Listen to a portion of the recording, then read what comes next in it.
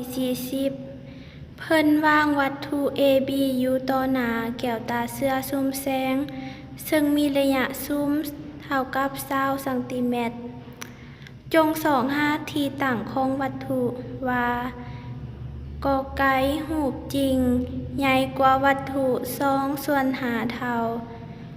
ขอไข่รูปจริงน้อยกว่าวัตถุ3/5 เท่า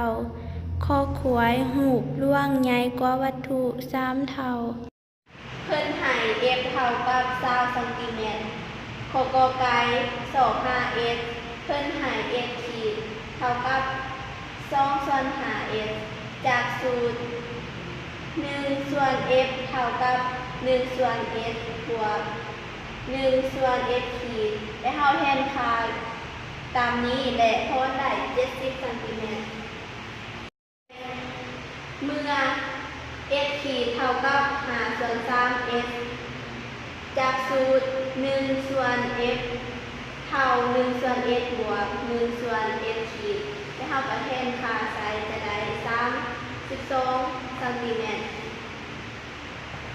และขอขวาย